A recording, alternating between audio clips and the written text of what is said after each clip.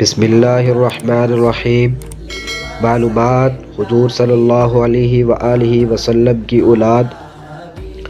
مورخین اور محدثین کا اس پر اتفاق ہے کہ آپ صلی اللہ علیہ وآلہ وسلم کی 4 لڑکیاں ہوئیں، اور اکثر کی تحقیق یہ ہے کہ ان میں سب سے بڑی حضرت زینب رضی اللہ ہے، پھر حضرت رقیہ رضی اللہ، پھر حضرت ام کلثوم رضی اللہ، پھر حضرت سیدنا فاطمہ رضی اللہ۔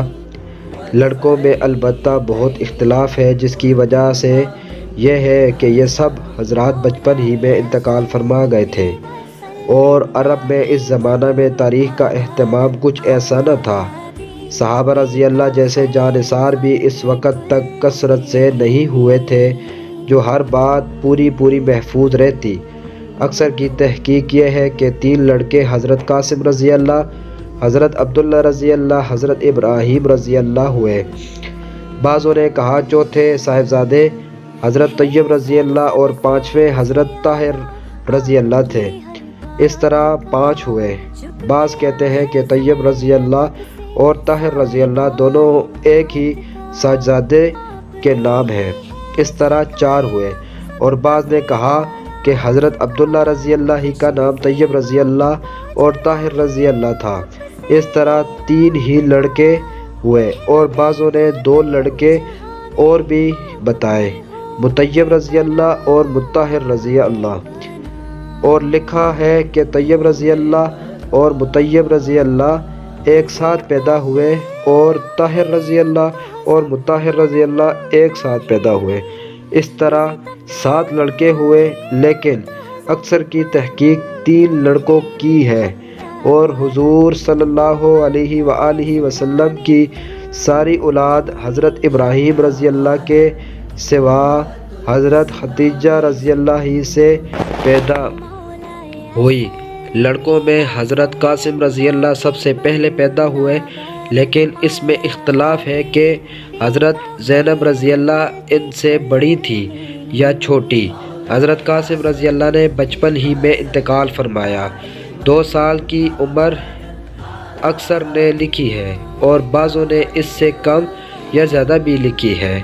دوسرے صاحبزادے حضرت عبداللہ رضی اللہ جو نبوت کے بعد پیدا ہوئے، اور اسی وجہ سے ان کا نام طیب رضی اللہ اور طاہر رضی اللہ بھی پڑا، اور بچپن ہی میں انتقال ہوا۔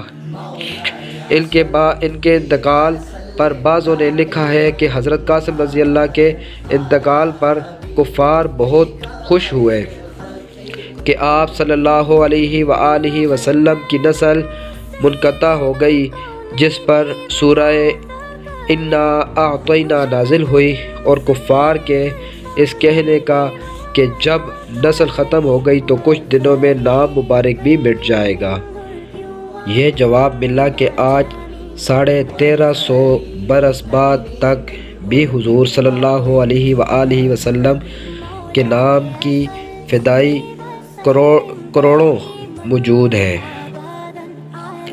تیسرے صاحبزادے حضرت ابراہیم رضی اللہ تھے، جو ہجرت کے بعد مدینہ طیبہ میں بلا اتفاق ذی الحجہ 8 ہجری میں پیدا ہوئے۔ یہ حضور صلی اللہ علیہ وآلہ وسلم کی باندھی حضرت ماری رضی اللہ کے پیٹ سے پیدا ہوئے، اور حضور صلی اللہ علیہ وآلہ وسلم کی سب سے آخری اولاد ہیں۔ حضور صلی اللہ علیہ وآلہ وسلم نے 7ویں دن ان کا عقیقہ کیا، اور 2 مینڈھے ذبح کیے، اور بالوں کے برابر چاندی صدقہ فرمائی، اور بالوں کو دفن کرایا۔ ابو ہند بیاضی رضی اللہ نے سر کے بال اتارے۔ حضور صلی اللہ علیہ وآلہ وسلم نے ارشاد فرمایا کہ میں نے اپنے باپ حضرت ابراہیم علیہ السلام کے نام پر نام رکھا ہے، اور 16 مہینے کی عمر میں ان صاحبزادے نے بھی 10 ربیع الاول 10 ہجری میں انتقال فرمایا۔ بعضوں نے 18 مہینے کی عمر بتلائی ہے۔ حضور صلی اللہ علیہ وآلہ وسلم کا ارشاد ہے کہ ابراہیم رضی اللہ کے لیے جنت میں دودھ پلانے والی تجویز ہو گئی۔ साहबजादियों में सबसे बड़ी हज़रत ज़ैनब रज़ी अल्लाह है और जिन मर्रखीन ने इसके ख़िलाफ़ लिखा है गलत है।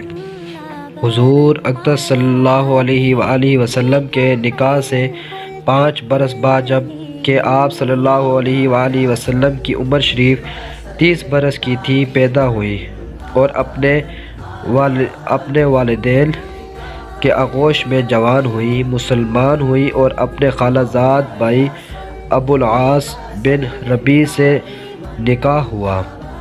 ग़ज़वा बदर के बाद हिजरत की जिसमें मुशरिकीन की नापाक हरकतों से ज़ख्मी हुई, जिसका किस्सा इसी बाब के नंबर 20 पर गुज़र चुका है और इसी बीमारी का सिलसिला अखीर तक चलता रहा, यहाँ तक कि 8 हिजरी के शुरू में इंतकाल फरमाया। इनके खावंद भी 6 या 7 हिजरी में मुसलमान होकर मदीना मुनव्वरा पहुँच गए थे और इन्हीं के निकाह में रही। इनसे 2 बच्चे हुए, एक लड़का एक लड़की। लड़के का नाम हज़रत अली रज़ी अल्लाह था, जिन्होंने अपने वालदा के इंतकाल के बाद मनोक के करीब हुज़ूर सल्लल्लाहु अलैहि वसल्लम की ज़िंदगी में इंतकाल फरमाया। फ़तह मक्का में हुज़ूर सल्लल्लाहु अलैहि वसल्लम के साथ ऊँटनी पर जो सवार थे वो यही हज़रत अली रज़ी अल्लाह थे। लड़की का नाम हज़रत उमामा रज़ी अल्लाह था, जिनके मुतल्लिक़ हदीस की किताबों में कसरत से किस्सा आता है।